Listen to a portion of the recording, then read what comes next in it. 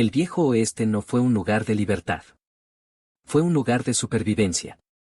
Durante años nos han contado una historia cómoda, pistoleros valientes, pueblos polvorientos llenos de oportunidades, hombres forjando su destino con un revólver al cinto. Pero hay una pregunta que casi nunca se hace, ¿y si vivir en el viejo oeste no era una aventura, sino una condena? Esa es la pregunta que atraviesa esta historia, y la respuesta es profundamente incómoda. El amanecer en el viejo oeste no traía promesas, traía polvo. Un polvo fino que se metía en los pulmones, en los ojos, en la comida. Pueblos enteros construidos con madera barata, levantados a toda prisa, sin cimientos sólidos. Calles de tierra, salones oscuros, letreros torcidos balanceándose con el viento seco. Aquí no había glamour. Había fragilidad. Según registros históricos, la mayoría de los asentamientos del oeste nacían sin hospitales, sin médicos permanentes y sin ninguna garantía de durar más de unos pocos años. Muchos pueblos simplemente desaparecieron, se dice que algunos no sobrevivieron ni una década. Y aún así, miles de personas llegaron.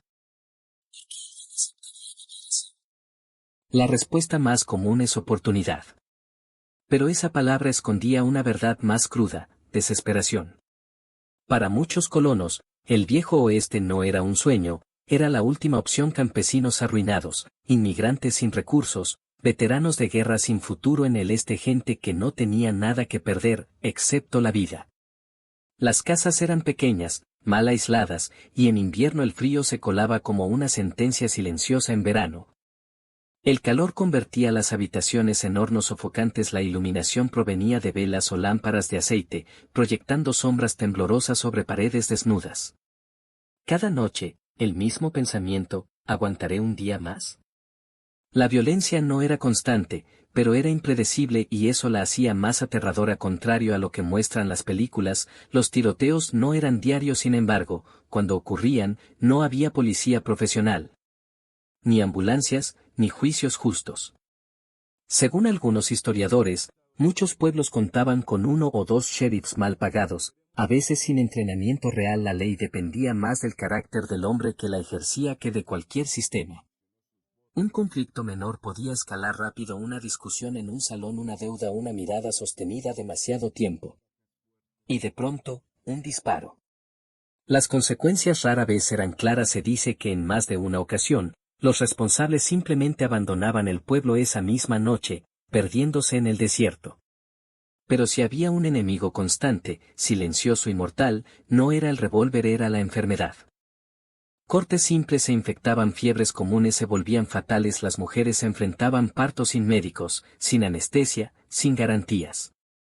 Las cifras son duras: la mortalidad infantil en el siglo XIX en estas regiones era alarmantemente alta. Los niños no llegaban a cumplir 5 años, las madres lo sabían, vivían con ese miedo todos los días.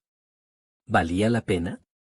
El trabajo tampoco ofrecía alivio, las jornadas eran largas, físicas, agotadoras. Ganaderos, mineros, agricultores, todos dependían del clima, de la suerte y de un cuerpo que no fallara.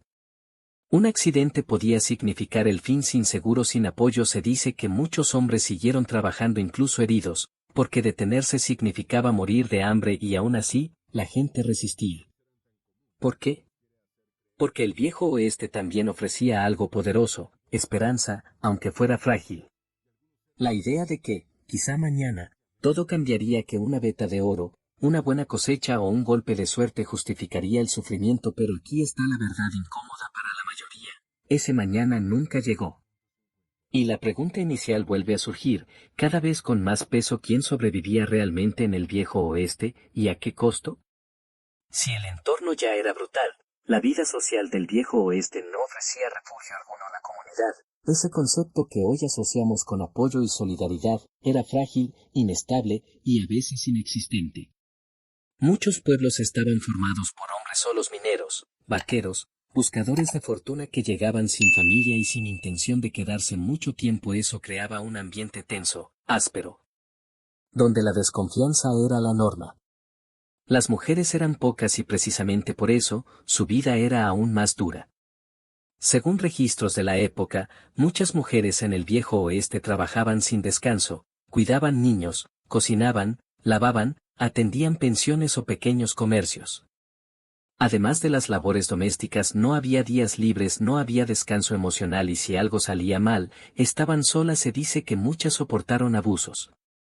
Matrimonios forzados o relaciones marcadas por la dependencia económica. El divorcio, aunque legal en algunos territorios, era socialmente castigado y prácticamente imposible para quien no tenía recursos.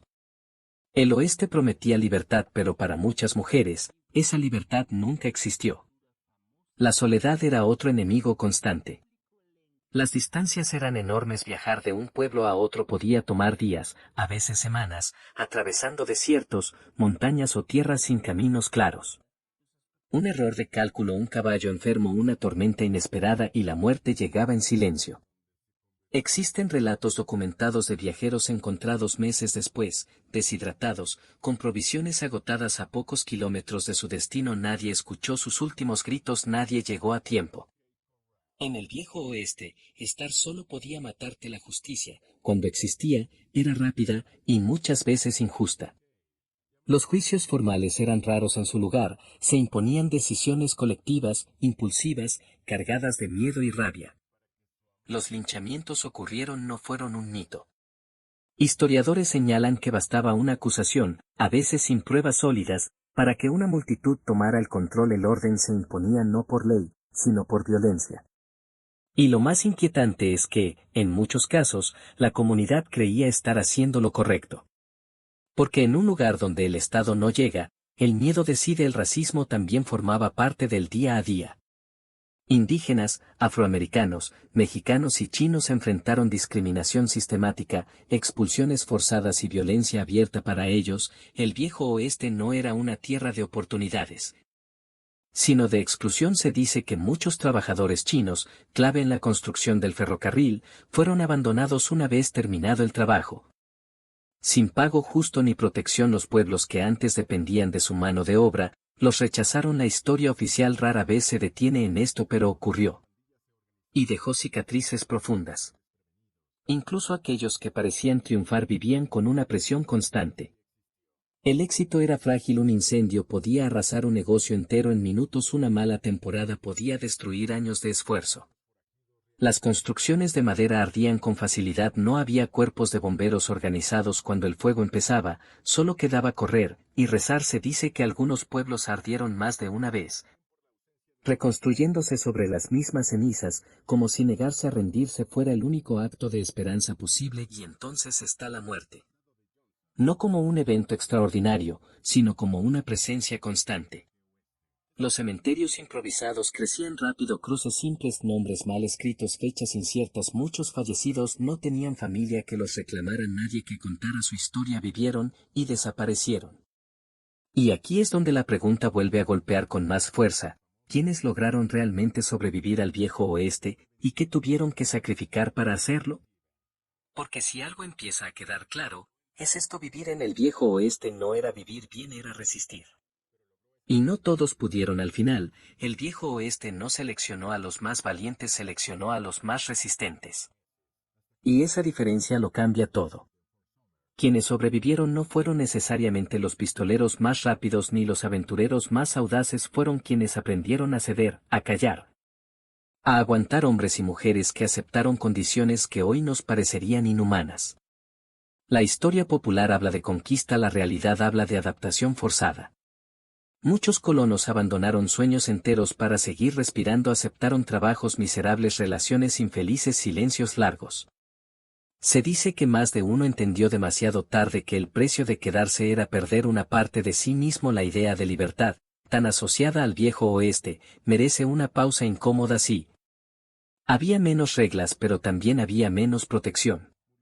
Menos leyes significaba menos justicia, menos Estado significaba más abuso, menos control significaba que el fuerte imponía su voluntad. La libertad existía, pero solo para quienes podían defenderla, y no todos podían. Incluso los llamados héroes del oeste vivieron bajo una presión constante. Muchos murieron jóvenes, otros terminaron olvidados, empobrecidos o perseguidos por su propia fama. Según algunos historiadores, la romantización del viejo oeste comenzó después de que éste ya había desaparecido, cuando los ferrocarriles, los telégrafos y la ley federal llegaron, el mito se construyó mirando atrás. No viviéndolo. Era más fácil idealizar un pasado duro que admitir cuánto había costado. Y aquí está la verdad que rara vez se dice en voz alta. El viejo oeste no fue una etapa gloriosa, fue una transición dolorosa. Un periodo donde miles de personas sirvieron como engranajes anónimos para que otros prosperaran después, donde la promesa de futuro justificó el sufrimiento del presente. Los pueblos que hoy admiramos en fotografías antiguas están llenos de nombres que nadie recuerda, de historias que nunca se contaron, de vidas que no llegaron a convertirse en leyenda. Entonces, volvamos a la pregunta inicial: ¿era el viejo oeste una aventura, o una condena? La respuesta es incómoda porque rompe el mito. Fue ambas cosas, pero no para todos. Para unos pocos, representó oportunidad; para la mayoría, fue sacrificio; y para muchos más, fue simplemente el lugar donde aprendieron que sobrevivir no siempre significa vivir. Tal vez por eso el viejo oeste sigue fascinándonos, no por sus héroes, sino porque refleja algo profundamente humano: la capacidad de soportar lo insoportable cuando no hay otra opción. Y ahora la pregunta queda en tus manos. Si hubieras vivido en el viejo oeste, ¿habrías sobrevivido tú?